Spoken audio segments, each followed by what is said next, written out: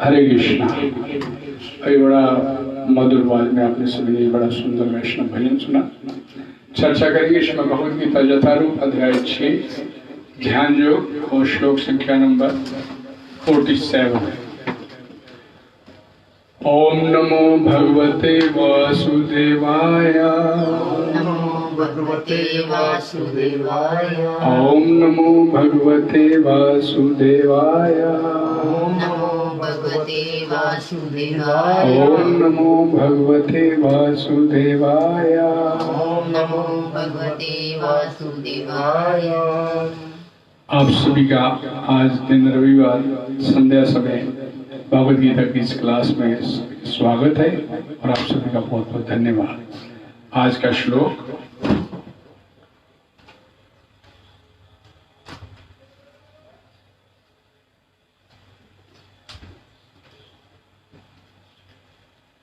योगिनामपि सर्वेषां मद्गतेनान्तरात्मना श्रद्धावान् भजते यो मां स मे युक्ततमो मता। इस श्लोक का हिंदी अनुवाद। और समस्त योगियों में से जो योगी अत्यंत श्रद्धा पूर्वक मेरे परायण है, अपने अंतःकरण में मेरे विषय में सोचता है, मेरी दिव्य प्रेमा भक्ति करता है, वह योग में मुझसे परम अतरंग रूप में युक्त रहता है और सबों में सर्वोच्च है। यही मेरा मत है। हरे कृष्णा। इस श्लोक का तात्पर्य हिज डिवाइन ग्रेस जगद्गुरु श्रील प्रभुपाद जी द्वारा सरल स्पष्ट है, इसे ध्यान से सुनने की आवश्यकता है। हरे कृष्णा। यहाँ पर भजते शब्द महत्वपूर्ण है। भजते बज धातु से बना है, जिसका अर्थ है सेवा करना। अंग्रेजी शब्द वर्शिप पूजन से ये भाव व्यक्त नहीं होता, क्योंकि इससे पूजा करना, सम्मान दिखाना तथा योग्य का सम्मान करना सूचित होता है।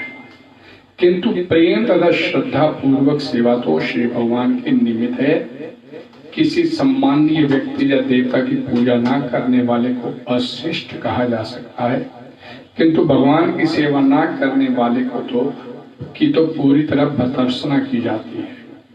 प्रत्येक जीव भगवान का अंश स्वरूप है और इस तरह प्रत्येक जीव को अपने स्वभाव के अनुसार भगवान की सेवा करनी चाहिए। ऐसा ना करने से वह नीचे गिर जाता है।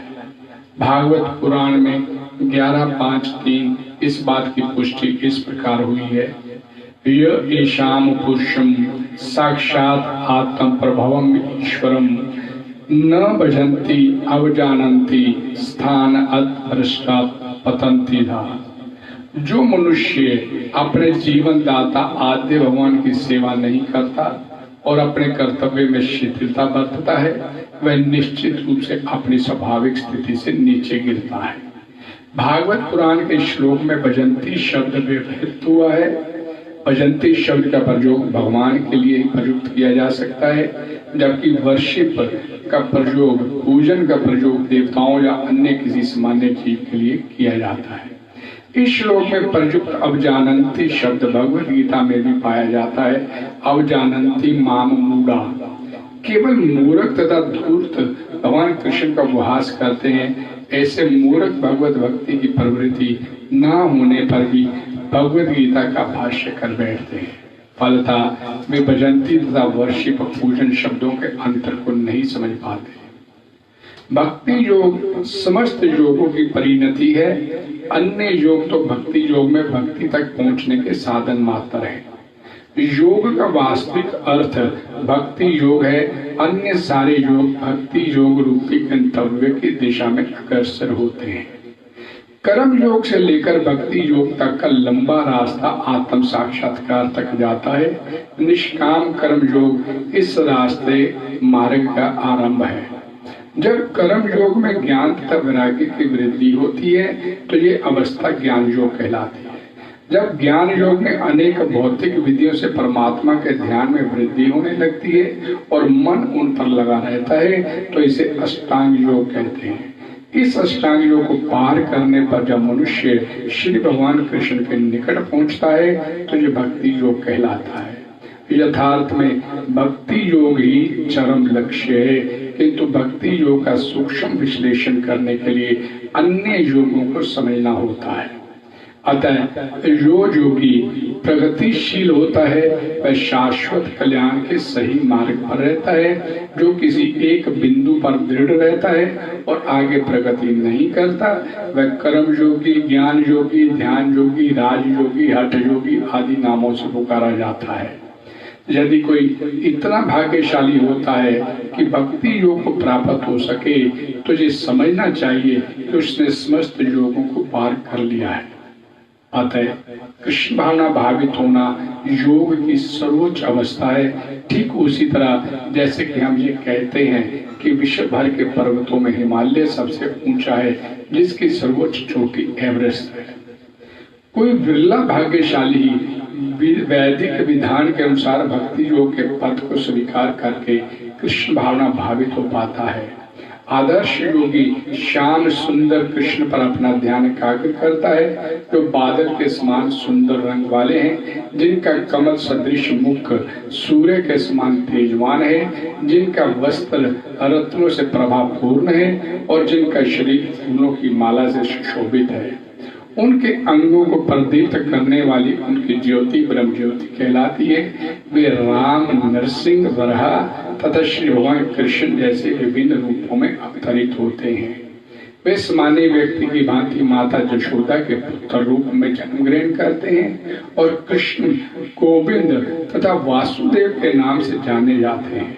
वे पूर्ण बालक, पूर्ण पति, पूर्ण सखा तथा पूर्ण स्वामी हैं और वे समस्त ऐश्वर्य तथा दिव्य गुणों से ओतप्रोत हैं। जो श्री भगवान के गुणों से पूर्णतया अभिज्ञ रहता है वह सर्वोच्च योगी कहलाता है। योग की ये सर्वोच्च दशा केवल भक्ति योग से ही प्राप्त की जा सकती है, जिसकी पुष्टि वैदिक साहित्य से होती है। श्वेताश्वतर उपनिषद 6:23 यस्य देवे परार भक्ति यथा देवे तथा गुरो तस्य अर्थे कथिता ही अर्था प्रकाशन्ते महात्मा।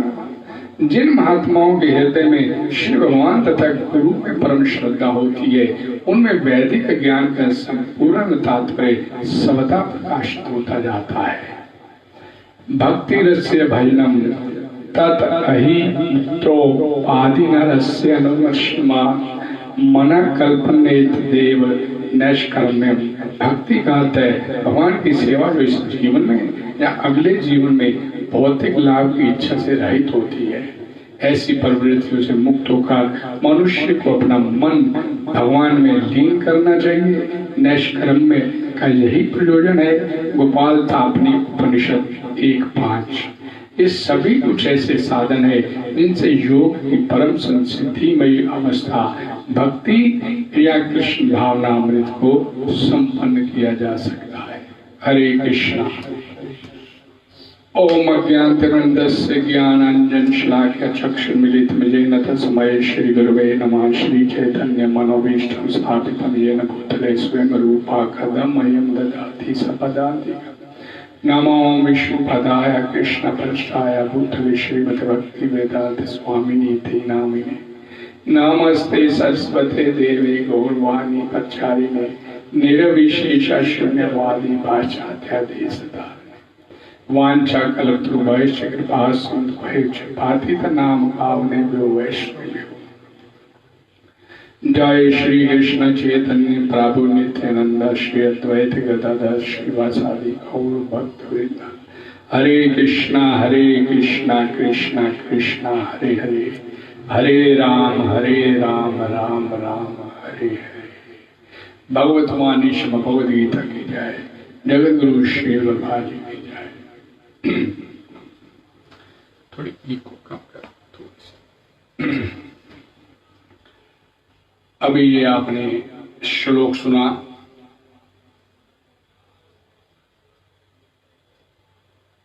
योगी नाम अपि सर्वेशाम मद्गतेन अंतरात्मना श्रद्धावान भजते यो माम स मे युक्त तमो मता। अर्थात समस्त योगियों में से जो योगी अत्यंत श्रद्धा पूर्वक मेरे परायण है, अपने अंतःकरण में मेरे विषय में सोचता है, मेरी दिव्य प्रेमा भक्ति करता है, वह योग में मुझसे परम अतरंग रूप से युक्त रहता है और सबों में सर्वोच्च है। यही मेरा मत है। भगवान बता रहे हैं। इस बात को समझने से पहले एक छोटी सी बात, भगवद गीता में इसका 6ठे अध्याय के आरंभ में भगवान श्री कृष्ण ने कर्म योग की महिमा के ऊपर बल दिया, विशेष महिमा बतलाई कर्म योग की। और जो तत्व, जो समता कर्म योग से प्राप्त होती है, वही तत्व, वही समता ध्यान योग से भी प्राप्त हो सकती है। इस बात के ऊपर भगवान श्री कृष्ण ने इस 6ठे अध्याय में भी बल दिया। इस बात को लेकर अर्जुन ने ध्यान योग के इस विधि में मन की चंचलता को अपना सबसे बड़ा बाधक बताया। हम पढ़ चुके सभी हम, अब तो ये लास्ट श्लोक है, निचोड़ है। सभी जितने भी योग भगवान, मैंने बताया कि भगवान श्री कृष्ण ने अपनी तरफ से अर्जुन को कर्म योग, ज्ञान योग, ध्यान योग, तप योग, हठ योग, ये योग, वो योग, सब योग बता दिए। लेकिन यहाँ पर भगवान अब बताना चाहते हैं कि सबसे सर्वश्रेष्ठ योग क्या है। तो भगवान श्री कृष्ण को अर्जुन ने जब चंचल मन की चंचलता को बाधक बताया और इस बात को लेकर अर्जुन के मन में जो प्रश्न हुआ, उसका उत्तर भगवान ने बड़े संक्षेप से दिया। अभ्यास है तू कौन है, कुंती पुत्र तो अभ्यास कर, मन वश में आ जाएगा। और अर्जुन ने फिर पूछा कि योग साधना करते करते अप्राप्यम योग संसिद्धिम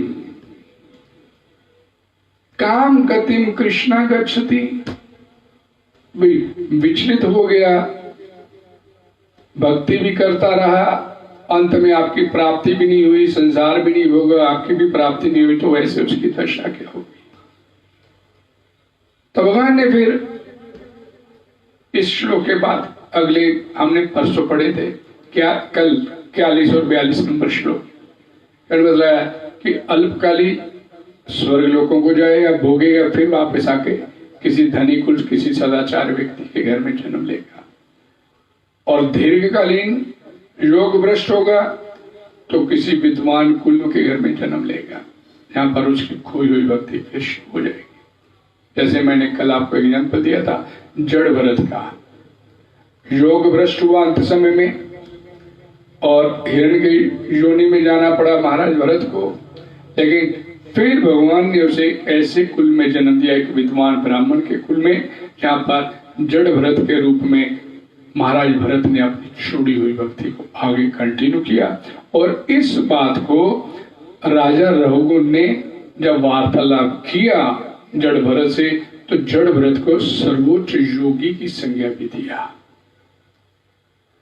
और भगवान ने बतलाया कि ऐसे उसका व्यर्थ नहीं जाएगा, उसका जो योग भक्ति जो उसने किया था व्यर्थ नहीं जाएगी। फिर उसने भगवान ने आगे इसकी बात को बताते हुए कि 46वें श्लोक में ध्यान से सुनिए, हमने कल अपने आज 47वां कर रहे हैं, मैं 46वें श्लोक की सिर्फ लाइन पढ़ूंगा कि तपस्वी भ्यो अधिको योगी ज्ञानी भ्यो अपि मतोधिका कर्मी व्यश्च अधिको योगी तस्मात् योगी भव अर्जुन। अर्थात जो योगी है तपस्वियों से श्रेष्ठ, ज्ञानियों से भी श्रेष्ठ और कर्मियों से भी श्रेष्ठ है। यानी कि भगवान ने बताया कि उसकी जो स्थिति है, कर्मी है, जो काम कर्मी है, संसार में लगे हुए हैं, कोई तपस्वी है, कोई हठ योग में लगा, किसी योग में लगा, उन सब से श्रेष्ठ योगी है। अब ध्यान से और भगवान अर्जुन को बोलते हैं तस्मात् योगी भव अर्जुन, हे अर्जुन तू योगी बन जा। देखिए कि भगवान श्री कृष्ण ने बात खत्म कर दी, ऐसे तो खत्म हो जाना चाहिए था। भगवान ने बोल दिया तू योगी हो जा, अर्जुन ने बोल दिया चंचल मना। यहाँ आपके भगवान ने इस बात को खत्म कर दिया कि भाई तू योगी बन जा। अब भगवान, क्योंकि अर्जुन अब पूरी तरह से भगवान श्री कृष्ण की शरण में है, अब उसने आगे कुछ पूछा नहीं मैं योगी बन जाऊं, बनूंगा कैसे, क्या है योगी स्थिति क्या है। भगवान अपनी तरफ से अब यहां पर बतला रहे हैं। बड़े इस श्लोक को बड़े ध्यान से समझिएगा कि योगी की स्थिति क्या है, योगी कौन सा योगी, ये बात ध्यान से समझिए। योगी नाम अपि सर्वेशाम मत गतेन अंतरात्मना, जिसका मन पूरी तरह से भगवान में तल्लीन है, मन तल्लीन है। और श्रद्धावान भजते जो मान, और मेरा जो भजन, भज अभी प्रभुपाद जी ने बोला कि भज शब्द, भजते शब्द भज धातु से बना है। भज का अर्थ है सेवा करना। जो बड़ी श्रद्धा के साथ मेरी सेवा में लगा हुआ है, इस बात को ध्यान से समझिएगा कि योगी कौन सा, योगी की वास्तविक स्थिति क्या है। और जो श्रद्धा, पूरी श्रद्धा प्रायण होकर मेरी सेवा में लगा हुआ है, भगवान यहां पर बोले अपनी तरफ से, अर्जुन ने नहीं अभी पूछा, अपनी तरफ से भगवान बतला रहे हैं कि जो श्रद्धा से मेरी सेवा में लगा हुआ है और जिसका मन मेरे में पूरी तरह से तल्लीन है। और वो क्या है, स में युक्त तमोमता, वह मेरे विचार में सर्वोच्च योगी है। योगी की जो क्वालिफिकेशन, योग्यता क्या, जो सर्वोच्च योगी, अब सारे योग खत्म करते भगवान। ये योग जिसका मन मेरे में लगा हुआ है प्रतिपल, और जो श्रद्धा के साथ मेरी सेवा कर रहा है। और ये प्रभुपाद जी की ये विलक्षणता है उनकी भगवत गीता लिखने में। तो शुरू से ही उन्होंने अर्जुन के भाव को व्यक्त करते हुए पूरी भगवत गीता को कृष्ण भावना भय, कृष्ण भावना मय, कृष्ण भावना भावित जीवात्मा को होने के लिए बोला। तो यही कृष्ण भावना भावित है जीवन की, जिसका मन, जिसकी बुद्धि, दोनों हम पढ़ते ना श्रीमद् भगवत गीता के 12वें अध्याय में, मय्येव मनोदत्स्वा मय्यम बुद्धिम निवेश्य निवस्यसि अतः उद्धर्वम न संशय। भगवान भगवत गीता में बोलते 12वां अध्याय भक्ति योग का, 12वां अध्याय भक्ति योग, और भक्ति योग का ये 8वां श्लोक। और दोनों बातें यहां पर भगवान बोलते हैं। छठे अध्याय में ध्यान योग की वर्णन हो रही है, लेकिन भगवान किस योगी को सर्वोच्च योगी बता रहे हैं, जिसका मन और जिसकी बुद्धि, क्योंकि सेवा करेगा श्रद्धा भाव से तो बुद्धि उसको तर्क करने से कर भी सेवा, बुद्धि मानेगी तो करेगा।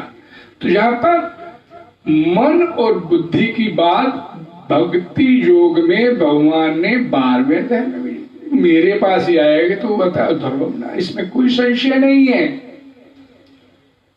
अगर तू अपना मय्येव मनोदत्स्वा, अपना मन मेरे में स्थिर कर दे, मेरे को दे दे, मय्यम बुद्धि में निवेश, अपनी बुद्धि मेरे में निवेश कर, इन्वेस्ट कर। ये बुद्धि तर्क वितर्क करती, इसमें नहीं पड़, मैं हूं कि नहीं हूं, बुद्धि तर्क वितर्क करती ना, यार लगे तो हुए, मिलेगा कि नहीं मिलेगा, कुछ प्राप्त होगा नहीं होगा, ये नहीं। अपना मन और बुद्धि मेरे को दे दे, अपना मन और बुद्धि मेरे को दे दे, अतः धर्मम न संशय, फिर इसमें कोई डाउट नहीं है कि तुम मेरे पास पहुंचे। अब बताइए, ये कृष्ण भावनामयी जीवन, ये जो प्रभुपाद जी यहां पर भगवान श्री कृष्ण इस बात के ऊपर बल दे रहे हैं, योगी नाम सर्वेशाम मन मेरे में लगा। अब इस बात को और ध्यान से समझिए। यह प्रभुपाद जी ने लिखा एक बात और, मनुष्य की जो वास्तविक स्थिति वही होती है। एक बात और समझिए, इसी बात को मैं ऊपर और बल देके आपको बताना चाहता हूं। मनुष्य की वास्तविक स्थिति वही ठहरती है जहां उसका मन और बुद्धि ठहरते हैं। इस बात को समझिए। इस संसार में व्यक्ति की जो स्थिति वही होती है जहां पर उसका मन और बुद्धि ठहरता है। और मद गते अंतरात्मना में भक्त का मन भगवान में लगा है। भगवान ने ये शब्द बोले, मद गते अंतरात्मना, मन भगवान में जिसका लग गया। और श्रद्धावान में उसकी बुद्धि लग गई भगवान में। बुद्धि तभी लगेगी, श्रद्धा तभी होगी जब उसकी बुद्धि मान लेगी, हाँ भैया मैंने यही टिकना। तो भगवान इसीलिए यहां पर बोलते हैं कि मन और बुद्धि जिसने मेरे में लगा दी, कोई तर्क वितर्क नहीं किया, क्योंकि मन बुद्धि तो संसार से मिली आपको और ये स्वाभाविक है संसार की तरफ लेकर जाए। लेकिन जिसने मन बुद्धि को अपने पीछे लगा लिया, चितात्मना प्रशांतस्या परमात्मा समाहिता, जिसने मन को जीत लिया, परमात्मा उसके सामने समाहिता, इसमें कोई और डाउट वाली बात नहीं होती।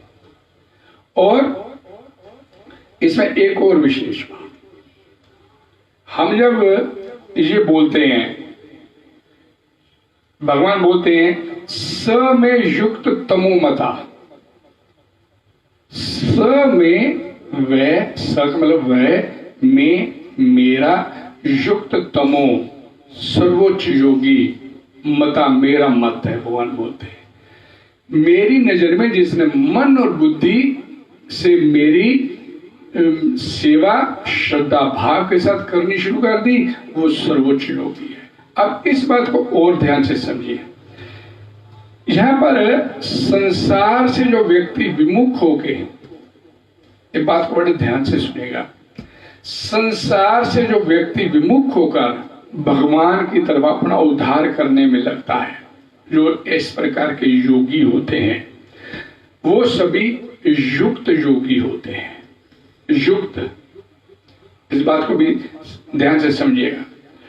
और जो सगुण साकार निराकार की अर्थात व्यापक रूप से सभी में परिपूर्ण परमात्मा की शरण में लेता है, परमात्मा की शरण ग्रहण करता है, वो योगी युक्तर कहलाता है।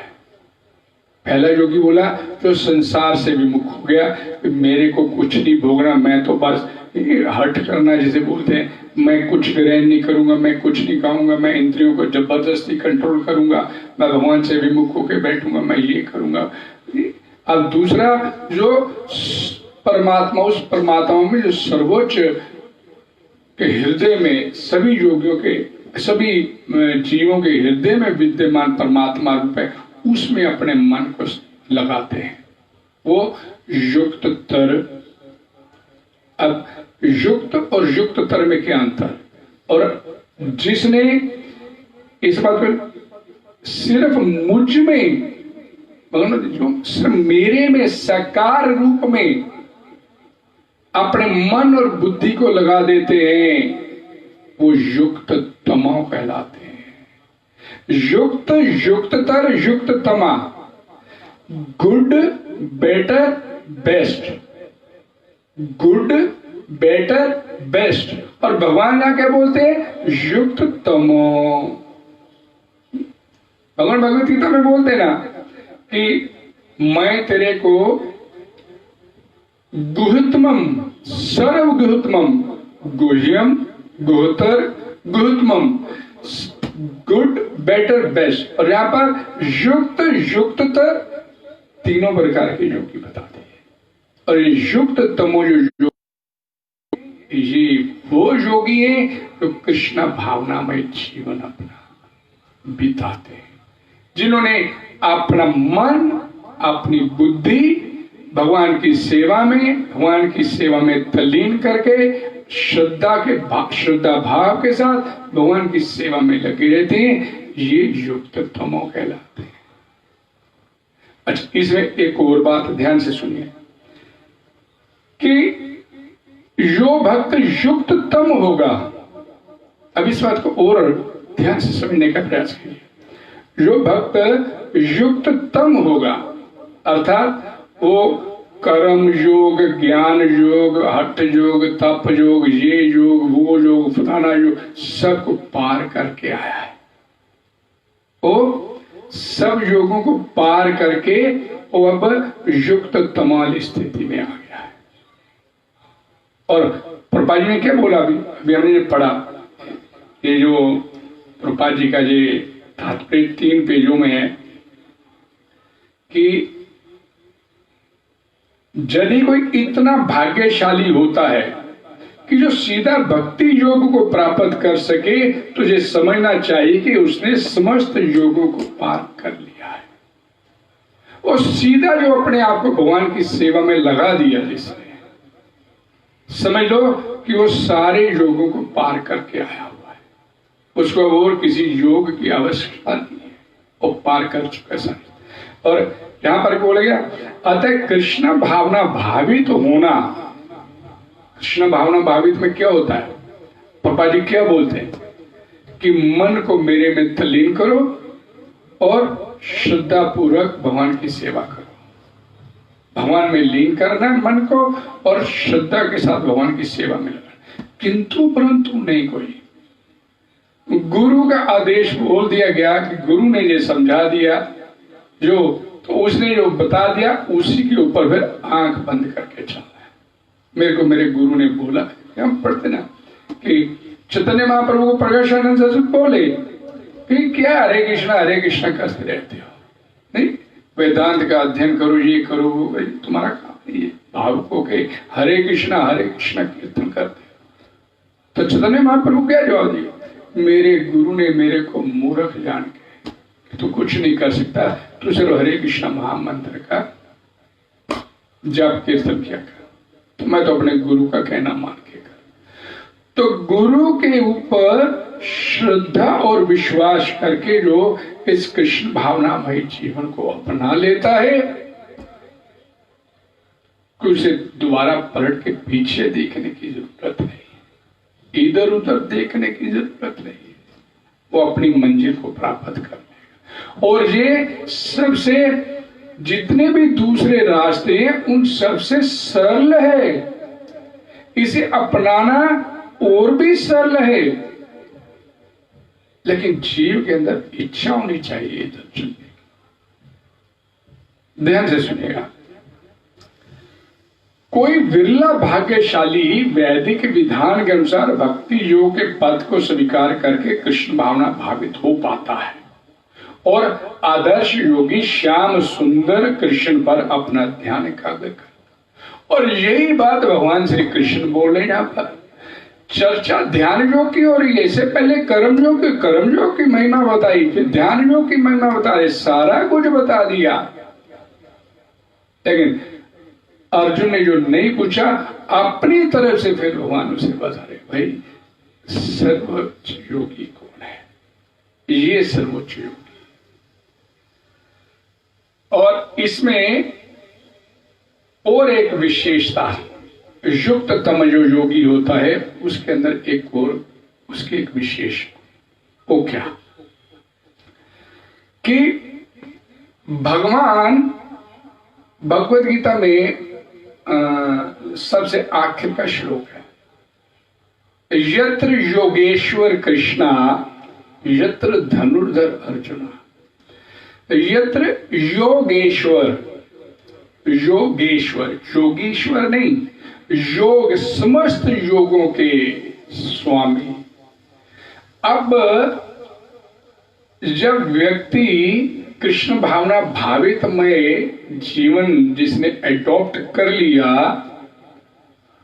और अगर समस्त योगों के स्वामी की शरण में आ गया तो उसे और किस योग की फिर आवश्यकता है प्राप्त करने की?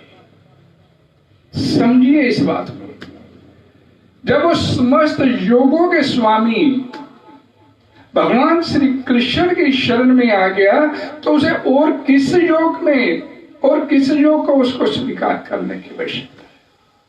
फिर उसे किसी योग की आवश्यकता नहीं प्राप्त। कृष्ण भावनामय जीवन अभी भगवान जी में बढ़ रहा तो उसे और किसी योग की आवश्यकता नहीं। कौन सा योग उसका बाकी रह जाएगा? वह तो संपूर्ण योग और तो आ गया भगवान की शरण में से। और उससे और देखिए कि युक्ततम जो योगी है उसकी आगे देखिए एक छोटी सी और व्याख्या। वो कभी अपने पथ से गिर नहीं सकता। गिरेगा कौन? युक्ततम तो पहुंच गया सर्वोच्च स्थिति में। एक थोड़ी सी कोई बुद्धि लगाए भाई, गुड बेटर बेस्ट, बेस्ट वाली पोजीशन में तो आ गया, अब उसके गिरने की संभावना कहां रह गई? अब उसके गिरने की संभावना कहां रह गई? लेकिन मान लिया जाए कि वो अपने पद से गिर गया, संभावना नहीं है, उसके गिरने की संभावना नहीं है, लेकिन मान लेते हैं कि वो अपने पद से गिर गया। तो ध्यान से सुनिए कि वो एक पल के लिए भी युक्ततम भक्त कभी भी भगवान को नहीं छोड़ता, तो भगवान भी उसको नहीं छोड़ पाते। भगवान भी उसके बिना नहीं रह पाते। और जब जीवन में अंत समय आए, कोई दुर्घटनाग्रस्त हो गया, कोई बेहोशी में उसने अपना शरीर छोड़ दिया, भगवान को याद नहीं कर सका, ऐसी स्थिति आ गई कि उसने शरीर छोड़ दिया, कोई दुर्घटना घट गई, कोई बेहोशी में, कोई कोमा में स्थिति में पहुंच गया और वो भगवान को अंत समय याद नहीं कर पाया, तो ऐसी स्थिति में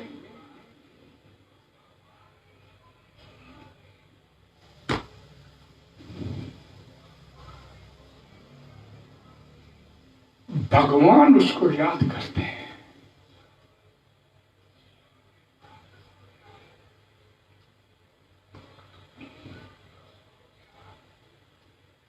ऐसी स्थिति भगवान नहीं उसे भी छोड़ पाते, भगवान स्वयं उसको याद करते अपने ऐसे भक्त को। एक श्लोक है, ध्यान से सुनिएगा। हरे कृष्णा।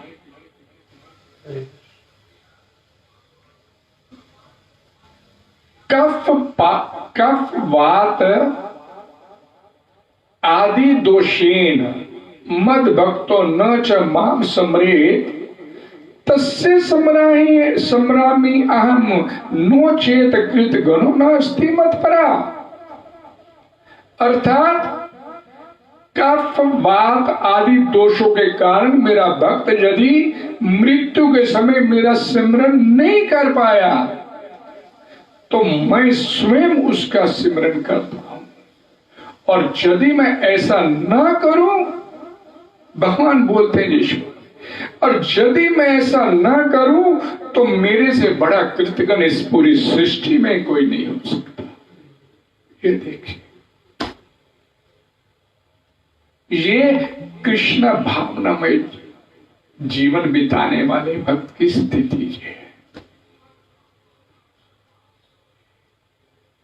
किसी भी स्थिति में उसको कहीं पर भी कोई कमी नहीं आने देता। इसीलिए भगवद गीता में जब भगवान श्री कृष्ण ने ये बोला इस श्लोक में कि स में युक्त तमो मता, तो मेरी नजर में, मेरी दृष्टि में वो सर्वोच्च योगी है जिसने मेरे साकार रूप में मैं अपना मन, अपनी बुद्धि श्रद्धा पूर्वक मेरे ऊपर टिका दी, मेरे ऊपर लगा दी। लेकिन अर्जुन इस श्लोक के अंतिम, ये जो श्लोक था 6 अध्याय का ध्यान जो का, अर्जुन इस बात को नहीं पकड़ पाया लगता। इसीलिए भगवत गीता के 12वें अध्याय के शुरू में ही बोल दिया अर्जुन ने कि भाई मेरे को अब ये बताओ कि साकार भक्ति ठीक है कि निराकार भक्ति ठीक है। फिर वही सवाल खड़ा कर दिया भगवान से, अर्जुन ने 12वें अध्याय में भक्ति। तो वहां भी क्या बोला भगवान श्री कृष्ण ने, इसी बात को, स में युक्त तमोमता, इसी लाइन को दोहरा दिया कि जो साकार भक्ति करने वाला है, मेरी दृष्टि में भक्ति योग के 12वें अध्याय के दूसरे श्लोक में भगवान ने इस बात को फिर क्लियर कर दिया और फिर अपनी तरफ से बता भी दिया। भक्ति योग के उसी अध्याय में भगवान श्री कृष्ण ने कि जो निराकार की भक्ति करने वाला व्यक्ति होता है वो बड़ा क्लेशोदिक तरसते तेषाम अव्यक्त आसक्त चेतसा, दुखदायी रास्ता अपनाता है। भक्त, हम भगवान के, भगवान मतलब मम मनुष्य जीव लोके जीवभूता सनातन, मेरा अंश मेरी संतान है। भगवान सच्चिदानंद है, भगवान आनंद के स्रोत हैं, हम उनकी संतान हैं।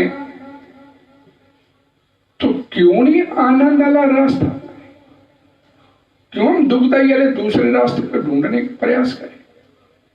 और फिर भगवान बोलते स में युक्त तमोमता, इसमें और क्या गुंजाइश रह जाती कि पूछने की या बात करने की, डिस्कस करने